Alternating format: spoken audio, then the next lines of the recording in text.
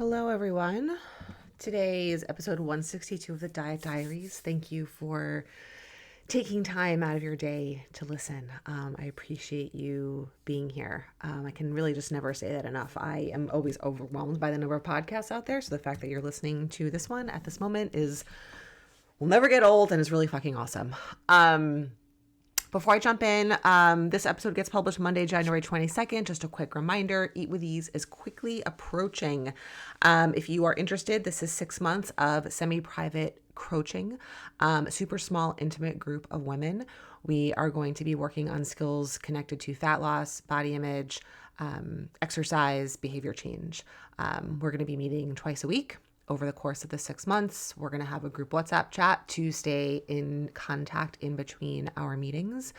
And this is really going to be about long-term change. So if you have been curious or been thinking about wanting to work with me or have wanted to do one-to-one, but felt like maybe it was outside of your budget, this is the place to be. So by adding your name to the wait list, just gives you options, gives you more information. I'm emailing with those folks about once a week right now already, just to kind of connect and let them know what to expect. And as of right now, registration is going to open February 1st. I might decide to open it up sooner. I haven't I don't know. I'm a little bit just trying to figure things out. So if you joined from the wait list, there's a $50 discount for those folks, just because I appreciate you being here and committing to things and showing up for yourself on the earlier side.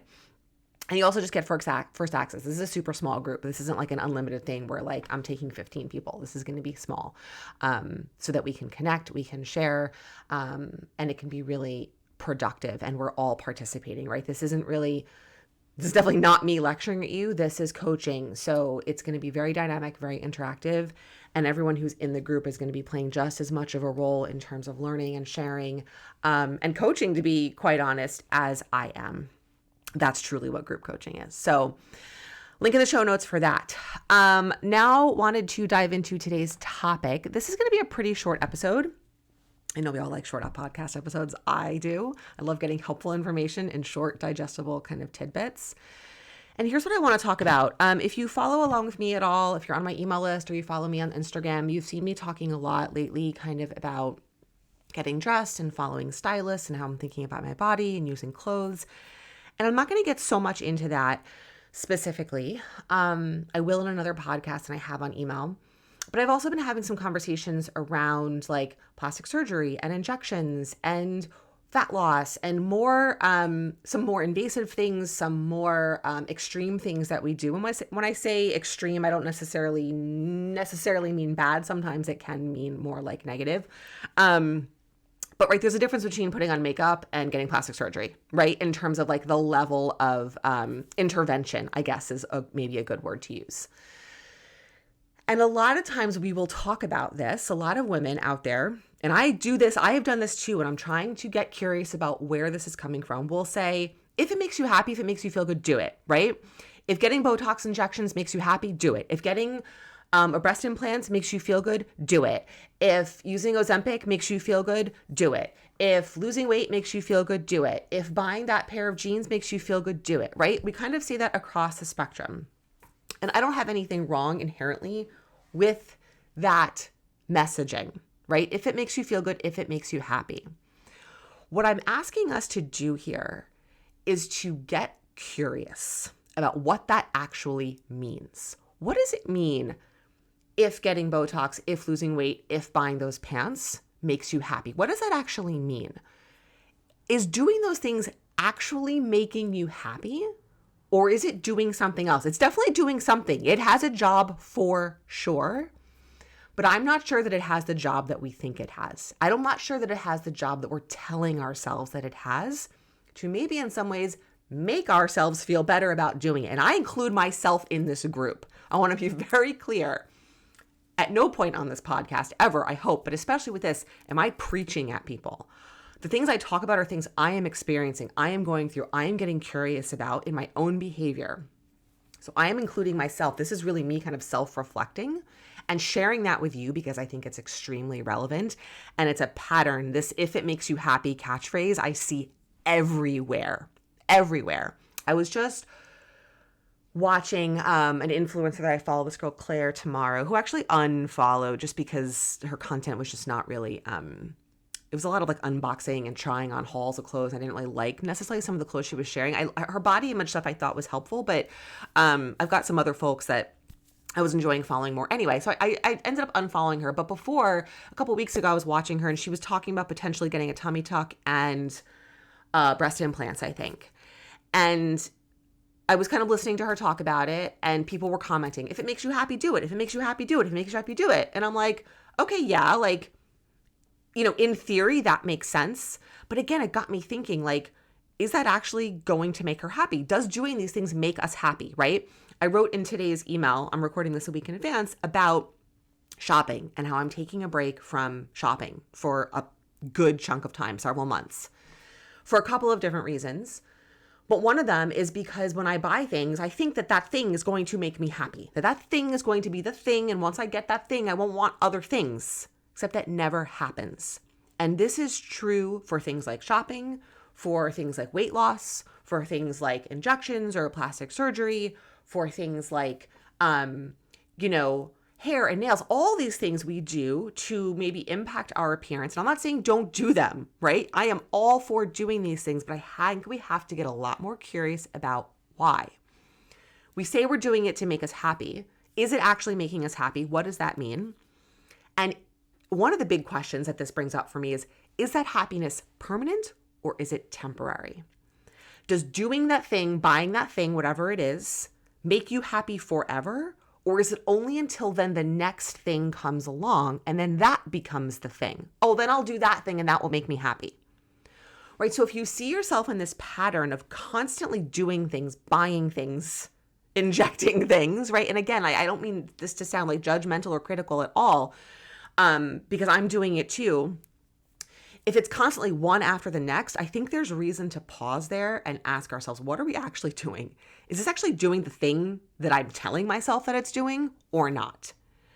I think the honest truth, if we're willing to get really vulnerable with ourselves, is that it's not doing the thing that we're telling ourselves it's doing. We're using that as an excuse to kind of make it okay, to kind of justify it. But if we start to put ourselves in a really uncomfortable position to do the work, we're going to see that that thing, not all the time, but very often, is not going to be the thing to make us happy. Maybe it could be part of it, but in isolation, the only thing or the most important thing, no, I don't think that's true. And I think we start relying on those things to do that work, and then we don't do the work that actually does the thing we want it to do, right? We're relying on shopping, makeup, injections, weight loss to make us happy, and then we're not. But those aren't actually making us happy. And at the same time as we're relying on those things, we're not actually doing the work that's going to make us happy. And not that happiness is the be all end all. It's not. We want to be feeling a range of emotions. And also we want to live content lives, right? I love the word content. Separate kind of topic. So I think some ways that you can start to get curious if you're willing to get uncomfortable, because I will tell you, thinking about this shit in the context of your own behavior is fucking uncomfortable. It is. And I'm sharing my discomfort with you. And I am going through this in real time as I'm taking a break from shopping to see what happens. And already I shared in my email some things that it's opened up for me that I wrote about kind of at length today in terms of a way to get curious, a way to reconnect with my body, a form of self-care that there would not have been space for had I been continuing to buy thing after thing after thing, right?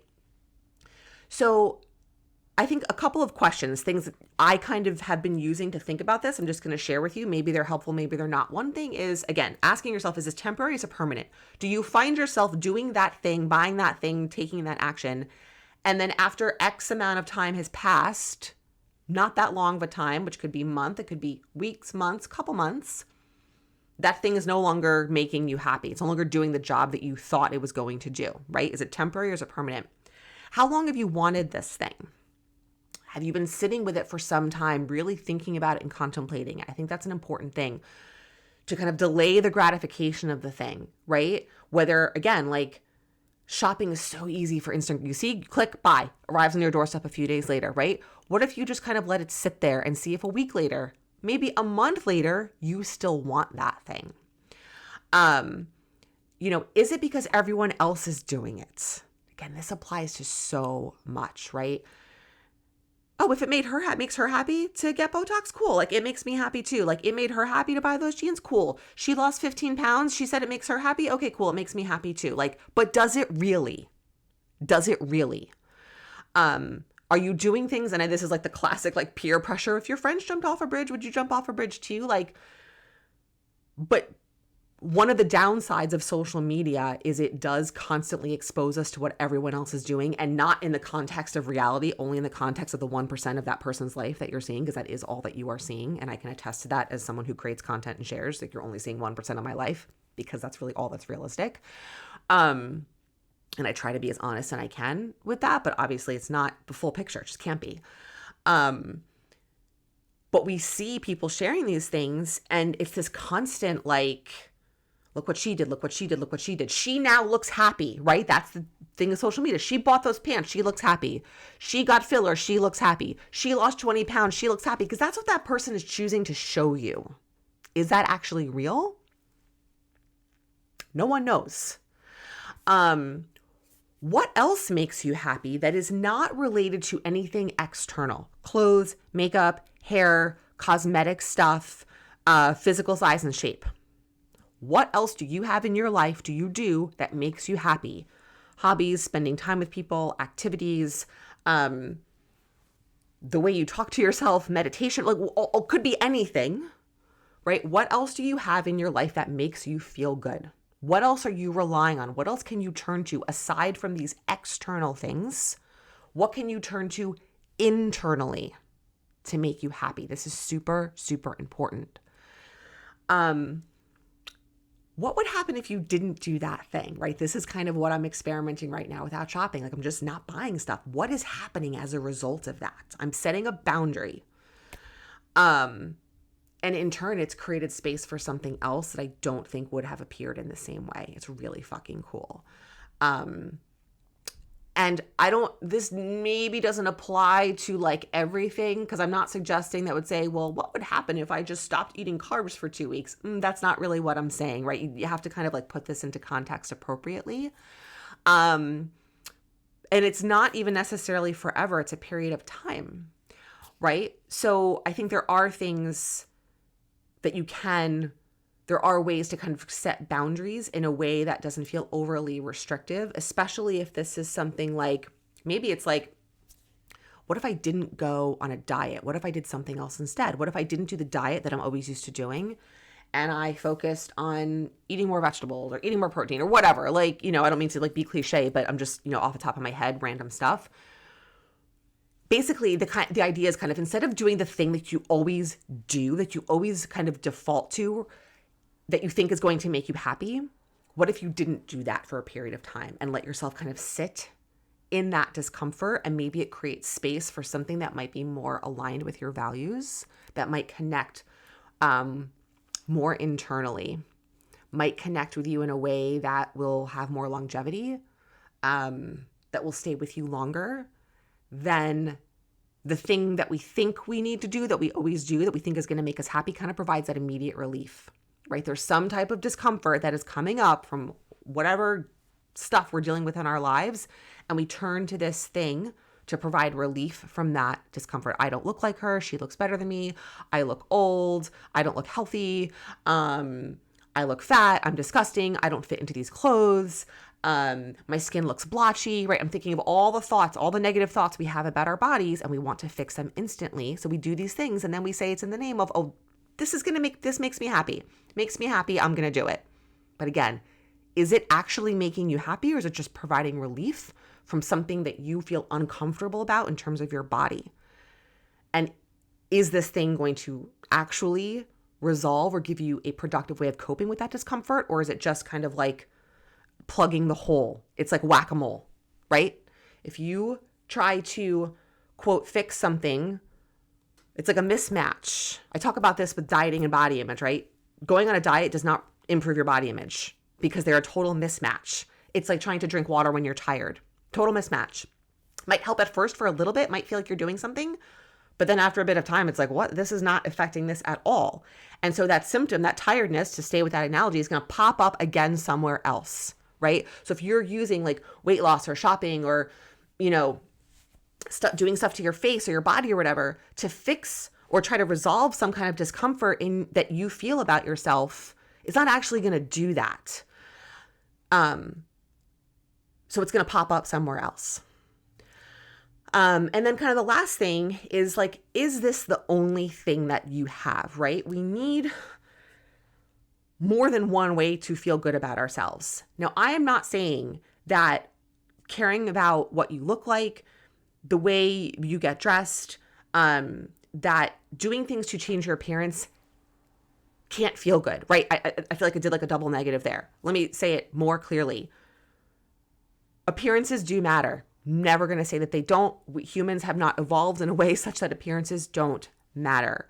I talk all about time about doing my hair, wearing makeup, getting dressed. These things can have a huge impact on body image when they are done in a way that's in alignment with your values, and that they are not the only thing that we are relying on, right? So let's say, look, I've talked openly about this before. I'm not even going to, you know what? I was going to bring up my nose job when I was 16, but it's so like such different circumstances and so long ago, I'm not even going to bring it up. But, you know, like I have a tooth that's chipped. It's been chipped for a while. I really don't like how it looks. I don't like how my smile looks. It's been really bothering me. I'm getting it fixed as part of a bunch of other dental work I'm doing, right? I feel like it's going to make me happy. I feel like I'm going to like my smile better. Is that the only thing that I'm doing to feel good in my body? No, right? I work out. I go to sleep on time. I eat food that gives me nourishment and makes me feel good. I work on speaking kindly to myself. I'm not relying solely on these aesthetic external things to, quote, make me happy. There are other things at play that I am doing. And I've also, again, been working on this practice of getting really honest. So like, is that going to make me happy? Right? Like, you know, I have a lot of issues with my teeth. And I'm like, oh, like, wouldn't it be awesome to like get veneers and my teeth would be perfect? Like, I'm not going to do that. I'm not going to do that for a lot of different reasons, but also because I know that becomes a very slippery slope of like, well, when is it enough? When do you look good enough to be happy? Like, how do we draw that line? I don't know that there like is one. There's always something that we feel like could look better, could look different, or could look less, whatever we think is the problem. And part of like being human is like, I think sitting in that discomfort of not doing that thing, of not changing that thing, of not fixing that thing, because it's part of being human, right? That having yellowed teeth and wrinkles and sunspots and whatnot is literally part of being alive in a human body. It's not a problem. You know, I think this is kind of a separate topic that I didn't bring up yet, is that so many of these things that we're looking to fix, especially when it comes to like our actual body in terms of like skin, hair, body weight, size and shape, those kind of things, it's just the nature of being human. But we've just been so conditioned to think that there's only one way to look and one way to be. And so much of that is ingrained in us, right? So part of this too is also getting curious with yourself about, where does this come from? Why do I think that I have to do this? Why do I think that having no lines on my face is going to make me happy? Well, it's because you've been shown that at every turn. You're constantly being shown that everywhere you look. It makes sense. But I also think it's up to us to do the work to question that, to pause and to ask, where is this coming from? I actually want to do a separate podcast about that. So I think I'm just going to kind of like pause here and kind of leave it at that. So again, this is like me being pretty vulnerable. This is me asking you to get vulnerable. This is me kind of giving you some space, I hope, to like get honest with yourself, to ask the hard questions. There's no right, there's no wrong, there's a right or a left. I just heard that recently. I love that kind of language to think about options, not good or bad. There's just an option here and an option here. There's you getting honest with yourself about why you're doing things. It's never the thing itself. It's never the piece of clothing, the injection, the weight loss, whatever it is. That the thing itself is not the problem. It's are you doing it for the reasons that you say you're doing it? And is that thing going to actually get you the objective, right? The objective that you have, it's going to make me happy. Is that thing actually doing that? Truthfully, honestly, long term, is it actually doing that? And that's where the discomfort comes up. That's where the hard work comes up, is really thinking about it and seeing your patterns of behavior, seeing the way you talk to yourself, seeing the things that you're doing, and how does all this line up. So it's probably got a little longer than I intended it to. Yeah, 20 minutes. Sorry, guys. Thanks for hanging in. I'll be back next week.